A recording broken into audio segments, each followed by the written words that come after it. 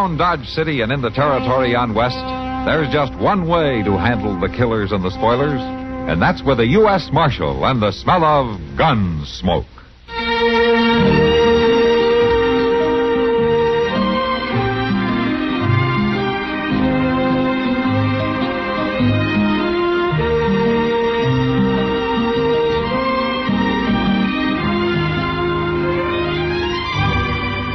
Gunsmoke, starring William Conrad. The story of the violence that moved west with young America. And the story of a man who moved with it.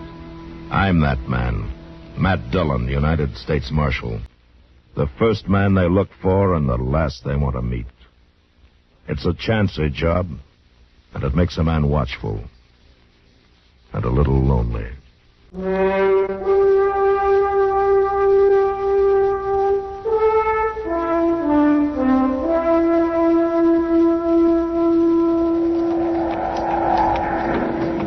I declare, if this keeps up, we're going to be needing us an ark, Mr. Dillon. No, we can't make much headway through this. We better look around for cover. I don't rightly know anybody who's settled around here. Sure would help if this prairie had a few trees to shelter a body. Yeah, if the lightning didn't hit him. Hey, look over there, Chester. Isn't that a light? Yes, sir, it sure is. Now, whose place do you suppose? I don't care whose place, as long as it has a roof on it. Come on.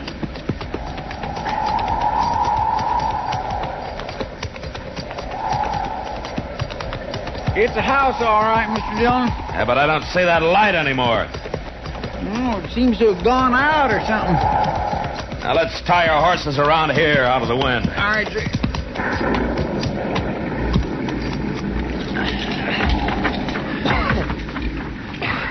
You ready? Let's run for it.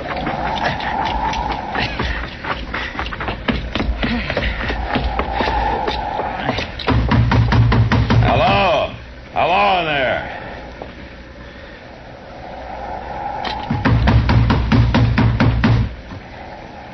Well, I know I seen a light, Mr. Dillon. They must be playing deep in there. Or dead. Come on, open up. Open up. Mr. Dillon, look. What? The shutter on that window there, it's opening. Oh.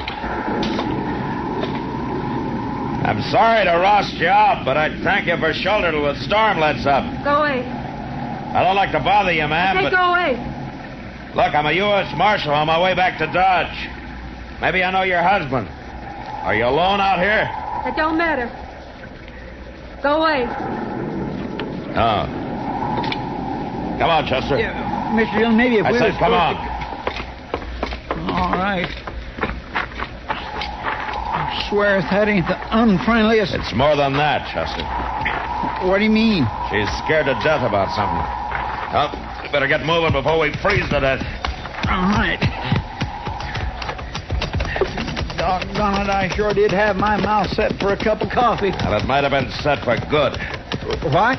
She was pointing a shotgun out of that window.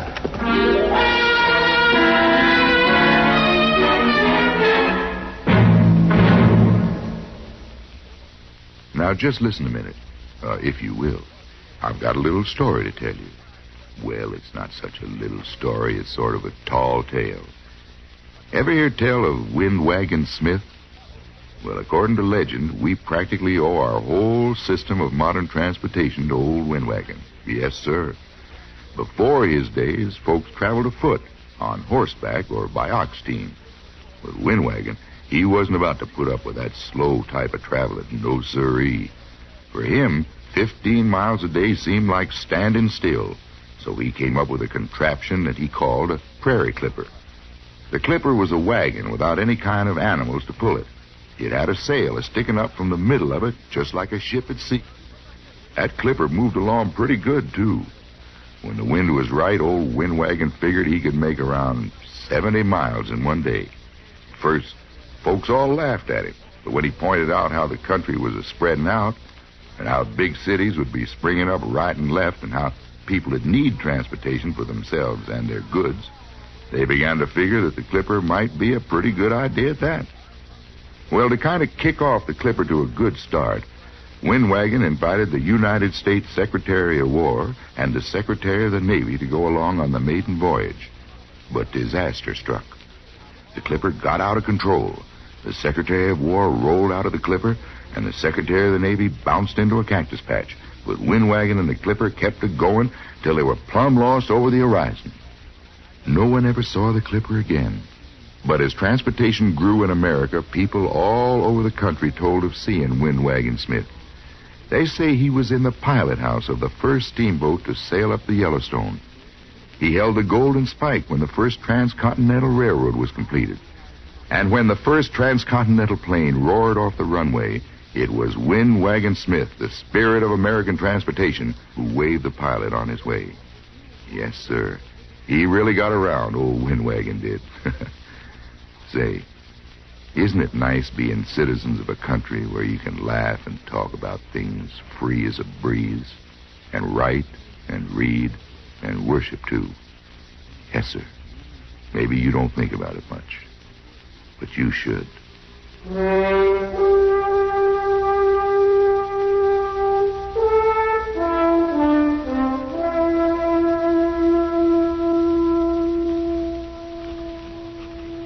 Sincerely, Matt Dillon, U.S.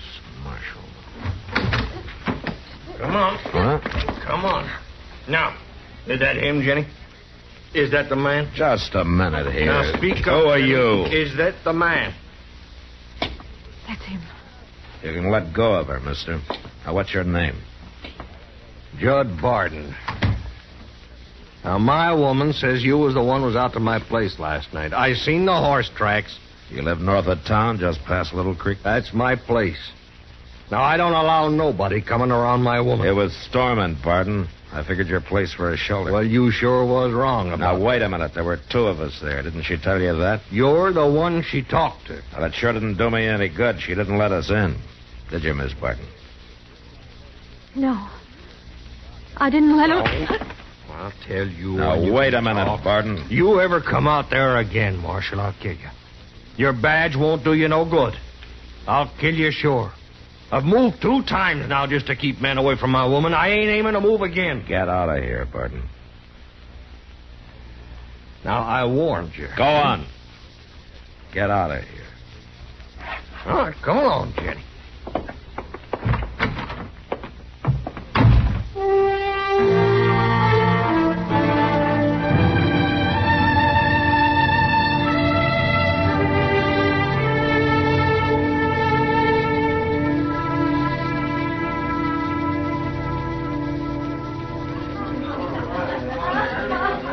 Want another beer, Matt? No, thanks, Kitty. I think I'll just sit here for a while. I hear you got your feet wet the other night. What, Chester tell you? Yeah, he was in here, sneezing earlier today. I couldn't get him to take his wet boots off after we got back. Why not? Oh, he said he'd better keep his feet on him to keep him from shrinking. His feet? Next time, I'll let Chester tell his own story. Mr. Dillon?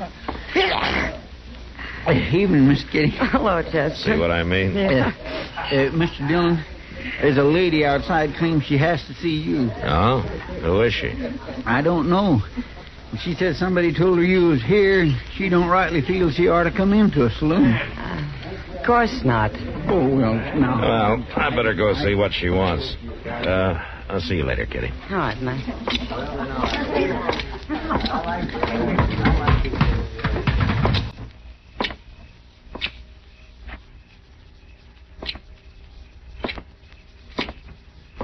Marshal Dillon. Huh? What? Miss Barton. Jenny, Marshal. Just Jenny. Well, you wanted to see me? I had to see you. You gotta help me, Marshal. Oh? Well, where's your husband? He's back at the place. Dead drunk. I don't know how I'd have stood it if he didn't drink himself into a stupor every once and so often. Well, what is it you want me to do, Miss Barton? Jenny. Well, all right. Jenny, well, what can I do? Hide me, Marshal. Please, hide me. I gotta be hid by the time it comes to. Well, I'd sure like to help you, Jenny, but I can't do that. Marshal, I can't go back to him. Well, the law can't come between a man and his wife, Jenny. You don't understand. I gotta have help. Hey, Jenny.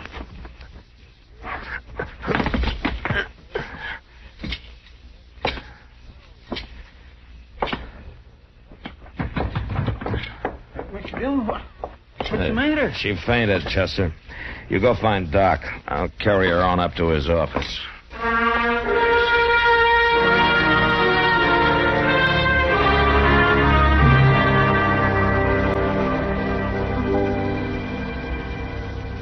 There we are now.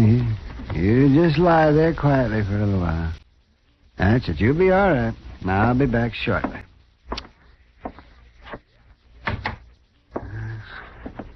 She all right, Doc?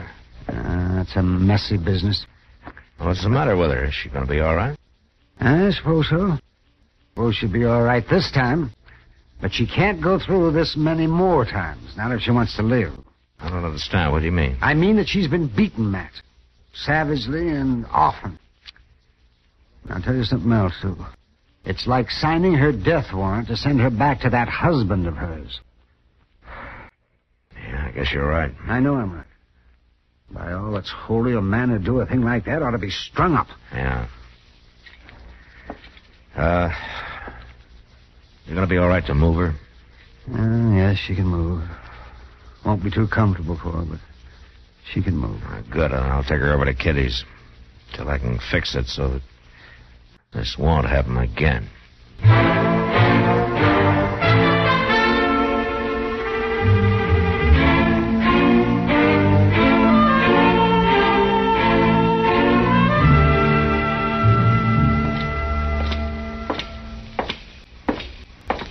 You get her all fixed up, Mr. Dillon? Yeah, Chester, I just left her up in Kitty's room. Doc gave her a powder so that she'd sleep through the night. Oh, my, that poor lady. What kind of a man would do a thing like that? I don't know. It looks like we're going to get to know him better real soon. Is that him? Dillon! Yeah. Where is she, Dillon? Where you got her? You come to give her another beating? She's my woman. I come for her. I haven't got her, Barton. Oh, you got her, all right. You got her. You're the only one she ever run off to. Now you give her back, Marshal. I'll kill you. Now, you listen to me, Barton. I haven't got her. I don't care much whether you believe me or not, but I haven't got her. I don't But if believe I did you. have her, I wouldn't turn her over to you. You nearly killed her as it is. That's my business. I'm making it my business. I don't know what kind of a man you think you are, beating a woman like that, and I don't care, but my job is to protect people from the likes of you. I'm going to find her, Dillon. That's the first thing I'm going to do. Then I'm going to kill you. You get out of Dodge, Barton. Now. You just climb on that horse of yours and head on out.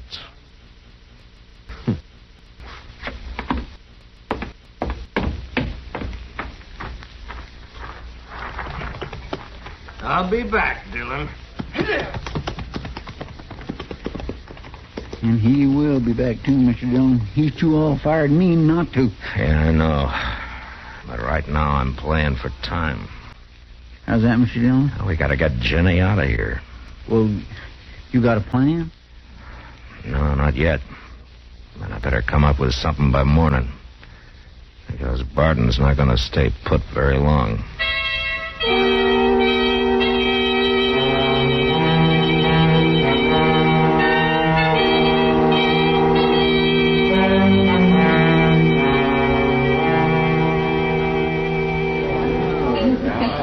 Well, yeah, Matt, she's sleeping all right now. It took her a long time to settle down. Too scared, huh? Oh, scared to death.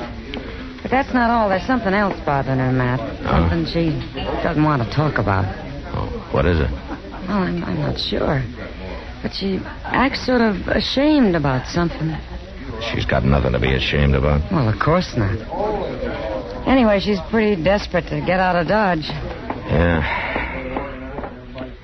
She, mention any place that she could go? Well, she talked about her brother. Oh? Said he'd always take her in no matter what. Oh, where does he live, you know? Yeah, north of here. Off the stage line someplace. 30, 40 miles away, I think. Well, That's the thing to do, then. But, Matt, the stage is one thing Barton sure to watch. Can you get her ready in the morning? Oh, sure, but isn't that risky? She took a chance coming here, Kitty. She'll have to take a chance getting to her brother.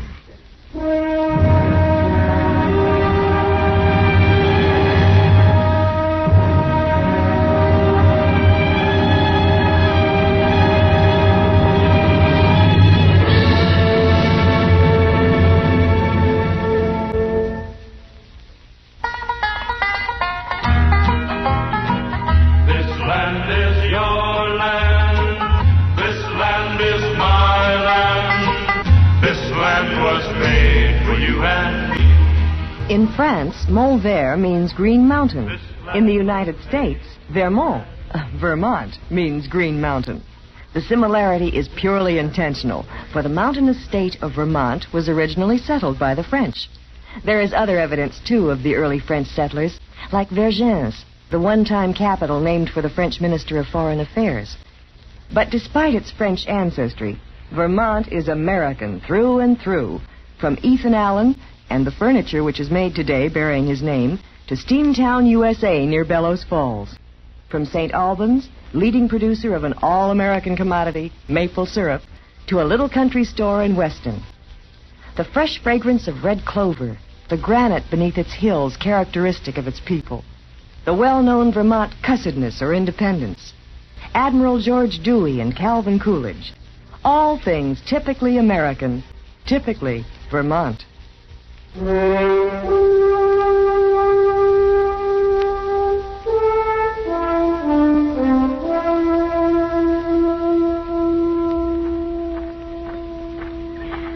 Driver, how soon are we leaving? Any minute now, ma'am. Oh, good. That's good. Oh, will you please watch the way you handle that case? Sure thing, ma'am. You've got it upside down. Oh, I'm sorry. Well, now, we'll fix that, and I'll set it right up there on top. No, I want it in the stage with me. Do you hear? Yeah, I guess that'll be all right, ma'am. Sure not full up.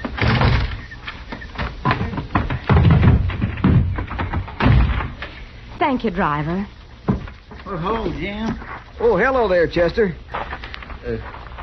Everything all right? I mean, is everything... Oh, sure, Chester. There's nothing to worry about this trip. Only got one passenger. Oh, well, that's good.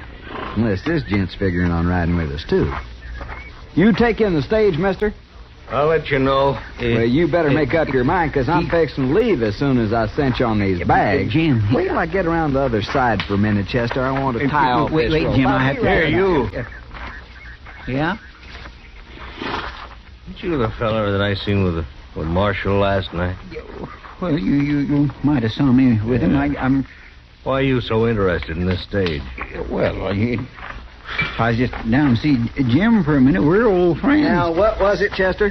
Nothing, Jim, I guess. I guess I said just about all I had to say before. Well, I should certainly think so. I don't know how many times you have to tell me. Jim, just a minute, Jim. I'll make the stop all right, just like you said. Jim, for heaven's sake. You want to make a special stop?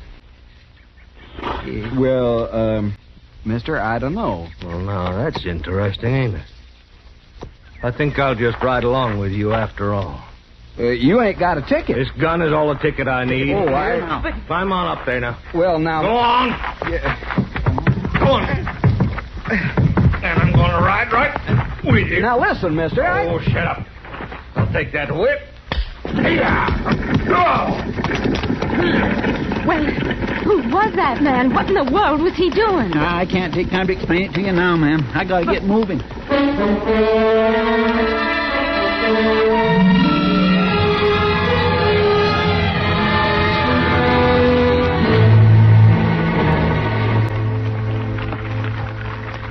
Now, when we get there, Jenna, you climb out and onto the stage as fast as you can, huh? I'll try, Marshal. I'll watch until you've gotten safely away.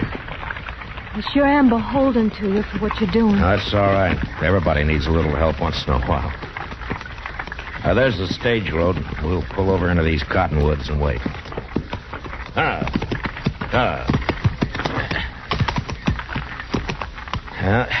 ought to be coming along any time now.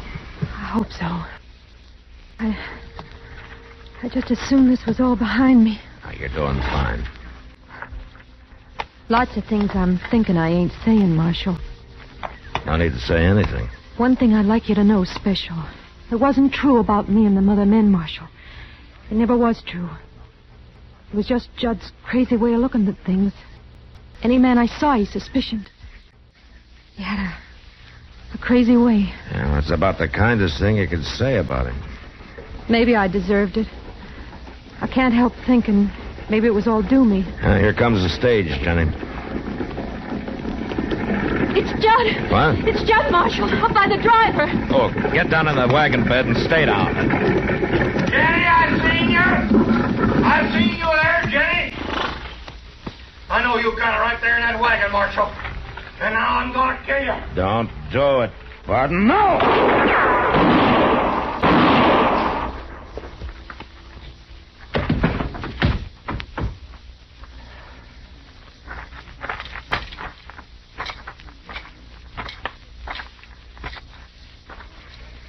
Marshal? Well? Is he dead? Yeah, Jim, he's dead. He was crazy, Marshal. Plumb crazy. Yeah, he was.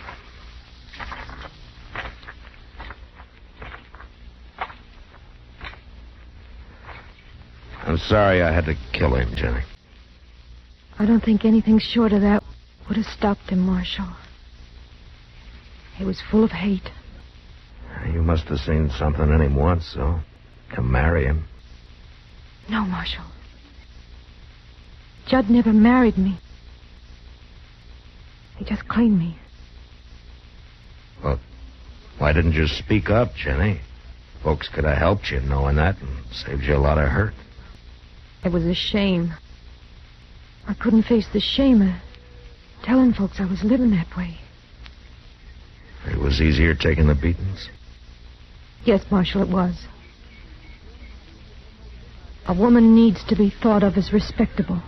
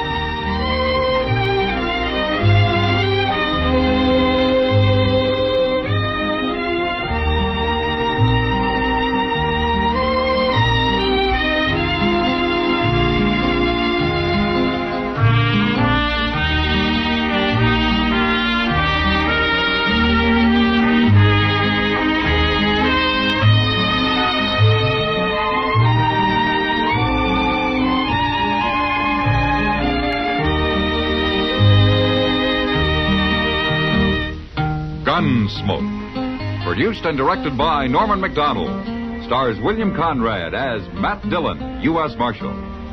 Featured in the cast were Parley Bear as Chester, Howard McNear as Doc, and Georgia Ellis as Kitty.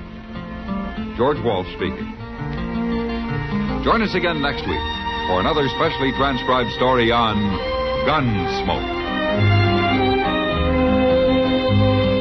This is the United States Armed Forces Radio and Television Service.